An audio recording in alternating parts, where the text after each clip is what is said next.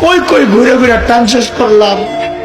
এখন তো আফসোস লাগে যখন আয়নায় দেখি দাড়ি ভাইকা সাদা হয়ে গেছে। যখন দেখে চুল সাদা হয়ে গেছে বুঝি আরে টাইম তো শেষ, টাইম তো শেষ। ডাক্তার এসে বলবে যে কোনো মুহূর্তে। আমি কি করলাম? আরে ভাই, কে আমাকে আপনাকে গ্যারান্টি দিল যে আমাদের মৃত্যুর যন্ত্রণা হবে না? ওমর তো গ্যারান্টি পাওয়া মানুষ। আমাকে আপনাকে কে গ্যারান্টি দিল যে আমাদের কবরে আযাব হবে না? আবু বকর তো গ্যারান্টি পাওয়া না। কে গ্যারান্টি দিল যে জান্নাত পাওয়া যাব? ওমর তো গ্যারান্টি পাওয়া মানুষ। ওমরও ফিল জান্নাত। কেন এত উদাসীন হয়ে গেলাম? চুল পাইকা সাদা এখনো গুনাহ ছাড়তে পারে না, দাড়ি পাইকা সাদা এখনো গুনাহ ছাড়তে পারে। কবে ছাড়বে? ও বাপ, কবে ছাড়বেন গুনাহ বলে? যুবক ভাই আমার, আয় কাছে তোর পাও গুলা দে, আমি একটু হাত চালাই, একটু বইলা যাই, গুনাহ চাই। হবে যাবে জায়গায় টাইম পাস না করে মালিককে টাইম দে। কিন্তু ভাবিস না বুড়া হবি, আমল করবি, ভালো হয়ে যাবে, সেই সুযোগ তুই পাবি।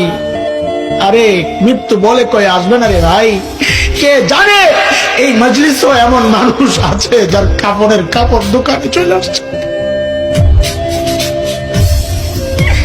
এমন তো হইতে পারে কাউকে খবর পাইতে পারেন বয়ান করে গেল মাওলানা হাসান জামিল তো দুনিয়ায় না। এমনও তো হইতে পারে। কোন ভরসা এইভাবে চলতেছি বলেন না? কোন ভরসা? সারাদিন মালিকের থেকে দূরে, সারাদিন দূরে, দুনিয়া দুনিয়া দুনিয়া। এরা জালিম গাছটার দিকে তাকায় দেখ, কি মনে হয় গাছটা বুঝি এমনি দাঁড়ায় আছে? না, ওই গাছটা দাঁড়ায় দাঁড়ায় মালিকের তাসবিহ করতেছে। যে নিকৃষ্ট কুকুরটারে তাড়ায়া দিচ্ছ, খবর নাই ওই কুকুরটাও রুকুর হালত মালিকের তাসবিহ পড়ে। পড়ি না কেবল আমি আর কি।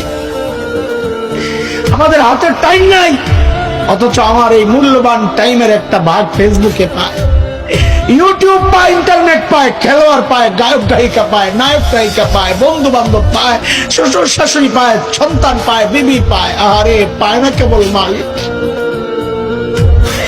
মালিককে টাইম দেওয়ার সময় আমার হাতে নাই। একদিন তো আফসোস কর ভাই, কি করলাম? ইয়া লাইতানি কদ্দামতু লিহায়াতি, ইয়া লাইতানি। হায়, এই জীবনের জন্য যদি কিছু বাটাইতাম। এই দেখ আমার দিকে তাকা, আমি তো এখন আফসোস করি। আরে যৌবনের 32টা বছর শেষ করলাম। আরে কি করলাম? প্রতিদিন যদি একবার করে সুবহানাল্লাহ পড়তাম তো আমল নামায় কতগুলা সুবহানাল্লাহ জমা হতো। আরে 2 রাকাত করে নফল নামাজ যদি পড়তাম তো আমল নামায় কতগুলা নফল নামাজ জমা হতো। কি করলাম? কই কই ঘুরে ঘুরে টান শেষ করলাম। এখন তো আফসোস লাগে যখন আয়নায় দেখি দাড়ি ভাইকা সাদা হয়ে গেছে।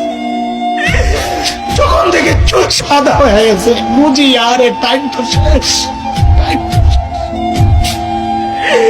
ডাক্তার এসে বলবে যে কোনো মুহূর্তে। আমি কি করলাম? রে ভাই আমার, মালিককে টাইম দাও, মালিককে টাইম দাও। ফালতু সময় খায়ো না, নষ্ট করো না। আফসোস করতে হবে আসরের মাঠে যে হায় এই টাইম কেন নষ্ট করলাম, কেন নষ্ট করলাম। আখিরাতের পুঁজি বানাও, আখিরাতের পুঁজি বানাও।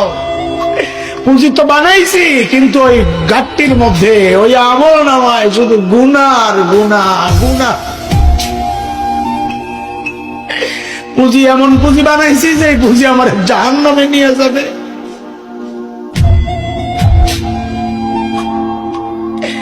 ওই জন্য মালিক ডেকে ডেকে বলেন, ইয়া আইয়ুহাল্লাযীনা আমানুত্তাকুল্লাহ ওয়ালতানজুর নাফসুম মা কদ্দামাত লিগাদ ওয়াত্তাকুল্লাহ ইন্নাল্লাহা খাবীরুম বিমা তা'মালুন। প্রত্যেকের উচিত আখিরাত নিয়ে চিন্তা করা, যে আমরা আখিরাতের পুঁজি কি, কামাই কি, সম্ভব। এই মাহফিলগুলো কেন আয়োজন হয় ভাই? আয়োজন হয় এই জন্যে যে আমি আখিরাত নিয়ে একটু চিন্তা করব যে আমার আখিরাতের কি অবস্থা, মালিকের সাথে আমার সম্পর্কের অবস্থাটা কি, না দূরে সরে আছি। হ্যাঁ, আজকে থেকে প্রতিজ্ঞা করি ইনশাআল্লাহ মালিককে সময় দিব, ইনশাআল্লাহ মালিককে সময় দিব ইনশাআল্লাহ। হ্যাঁ বলে না ইনশাআল্লাহ, দুইটা ওয়াদা দেই, গুনাহ করব না ইনশাআল্লাহ, গুনাহ হয়ে গেলে গুনাহ রাখবো না ইনশাআল্লাহ।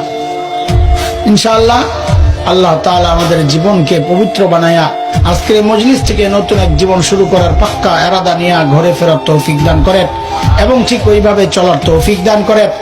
আখিরাতের জন্য যেমন প্রস্তুত